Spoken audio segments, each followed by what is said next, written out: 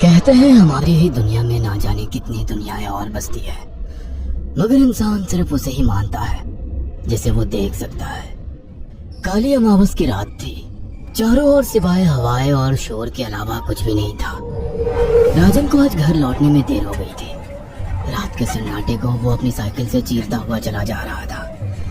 वो गांव की नदी तक पहुंचा ही था कि तभी उसे नदी के पास एक काला साया दिखाई दिया जो नदी के किनारे पानी को घूरे जा रहा था। इतनी रात को नदी के पास देखकर राजन के ना जाने क्यों रोंगटे खड़े हो गए। उसे ऐसा महसूस हुआ मानो उसके पैर साइकिल के पैडल पर जम गए हो।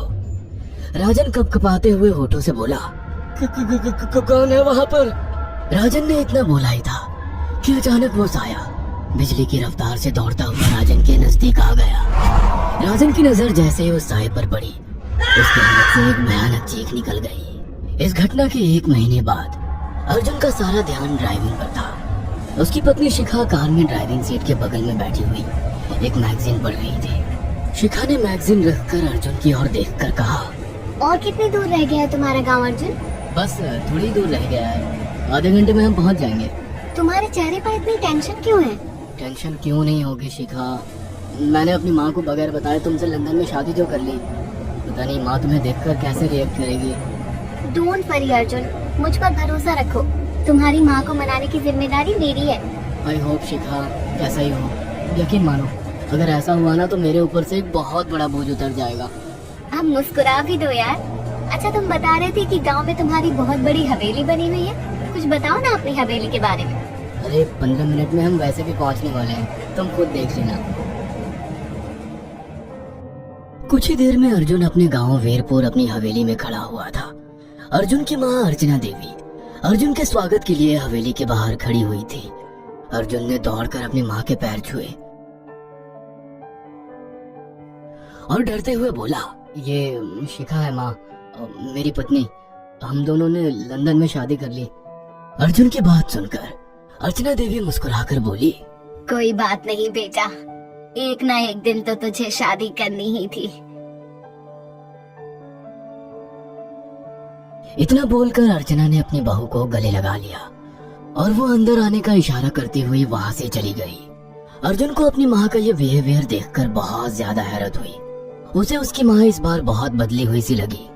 अर्जुन पूरे 10 साल बाद लंदन से आया था। अर्जुन उन्हीं ख्यालों में खोया हुआ था कि उसके कानों में उसकी पत्नी शिखा की आवाज टकराई। अब क्या बाहर ही खड़े रहने का इरादा है क्या? अंदर नहीं चलोगे? कौन सी ख्यालों में गुम हो गए? मुझे लगा था माँ को मेरी शादी के बारे में जानकर बुरा लगेगा, मगर माँ को तो जैसे कोई फर्क ही नहीं पड़ा। अजीब आदमी हो, ये तो अच्छी बात है। मुझे मेहनत करने की जरूरत ही नहीं पड़ी। चलो अब अंदर भी चलो। अर्जुन और शिखा अंदर की ओर चले गए। अर्जुन ने देखा कि उसकी हवेली में सन्नाटा पसरा हुआ था।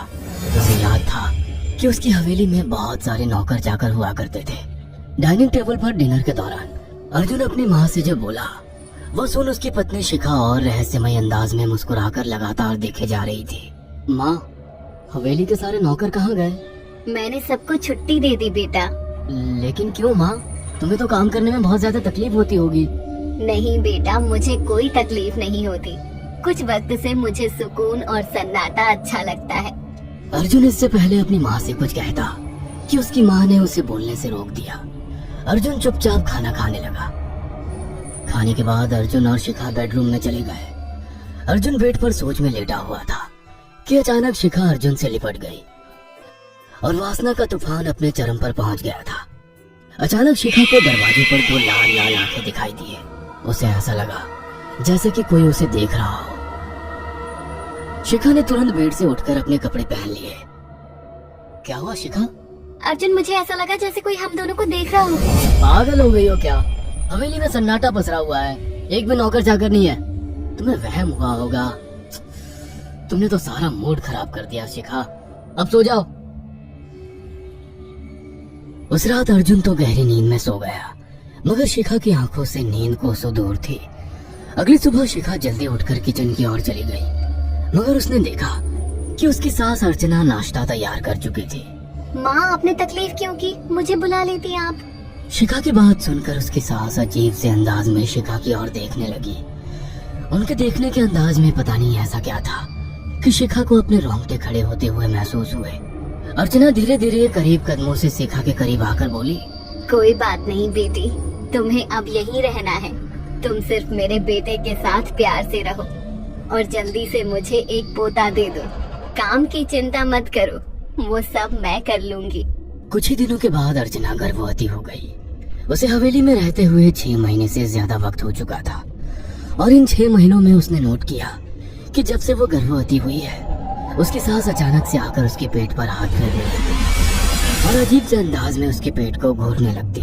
शिखा ने तंग आकर अर्जुन से कहा, अर्जुन, मुझे तुम्हारी माँ का बिहेवियर बड़ा अजीब लगता है। तुम्हारी माँ जब देखो मेरे पेट पर आकर हाथ फेरती रहती है।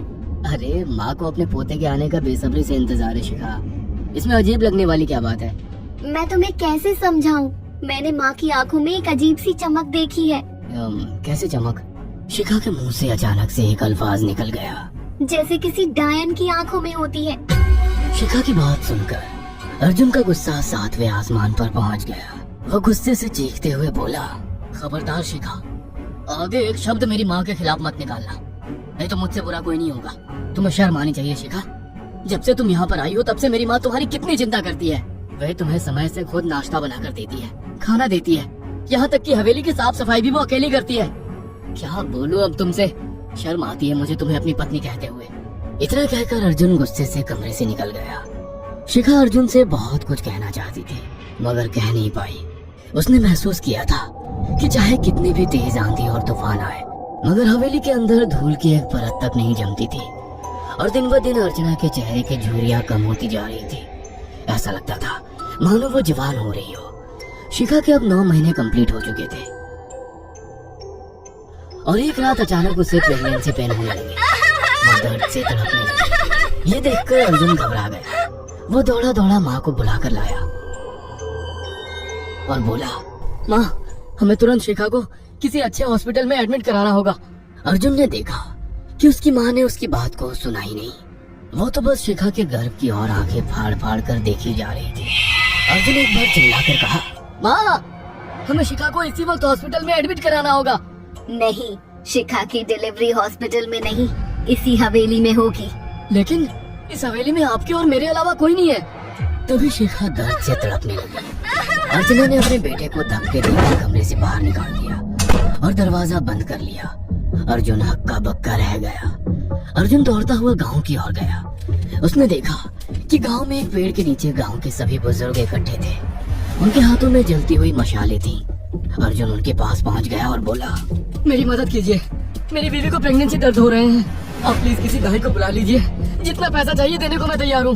तभी उसके कानों में गांव के सरपंच की आवाज टकराई, बेवकूफ लड़के, तो अपनी बीवी को एक डायन के यहाँ पर मरने के लिए छोड़ आया। क्या कहना चाहते हैं आप? जानते हैं आप क्या कह रहे हैं? वही जो तू सुन रहा है, तेरी माँ एक डायन है।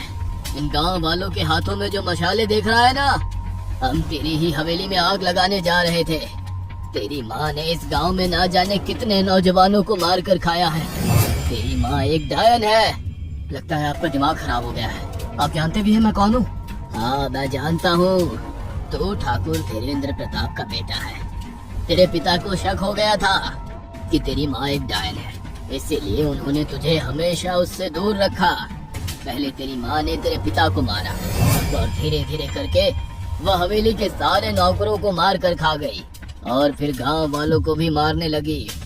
और अब तो तेरे होने वाले बच्चे को खाएगी, क्योंकि डायन को नवजात शिशु का मांस खाना बहुत पसंद होता है। अगर मेरी बात पर यकीन नहीं है तो चलकर मेरे साथ तू खुद अपनी आंखों से देख ले। इतना कहकर सरपंच अर्जुन को लेकर हवेली की ओर चल पड़ा। उसके पीछे कई लोग थे जो जलती मशाले पकड़े हुए थे। हवेली के अंदर घुसकर उन्होंने उस कमरे के दरवाजे को तोड़ दिया जहाँ पर शिखा थी। कमरे का मंजर देखकर अर्जुन के रोंगटे खड़े हो गए। उसने देखा कि उसकी माँ एक बेहद भयानक रूप में उसके बच्चे का मांस खा रही थी और उसकी पत्नी शिखा फर्श पर मरी हुई पड़ी थी और पूरा फर्श खून से लाल था। अर्जुन को अपनी आंखों पर यकीन नहीं आ रहा था कि तभी उसकी माँ उसके ऊपर झपटी। सरपंच ने चीखकर कहा, अरे इस डायन को आग लगा दो, जिंदा जला दो इसे और साथ ही इस हवेली को भी। सभी लोगों ने जलती हुई मशालें डायन के ऊपर फेंक दी। देखते ही देखते डायन दर्द से चीखने और चिल्लाने लगी और कुछ ही देर में वो जलकर राख हो गई। हवेली में आग लगते ही सभी लोग अर्जुन को खींचकर बाहर ले आए। अगले दिन अर्जुन अपनी पत्नी की यादें साथ लेकर आंखों में आंसू लिए दोबारा लंदन वापस चला गया। अगर आपको हमारी ये कहानी पसंद आई हो तो इसे लाइक और शेयर करना ना भूलें। साथ ही ऐसी और नई कहानियों के अपडेट्स पाने के लिए हमारे चैनल अक्षु टीवी को जरूर सब्सक्राइब करें।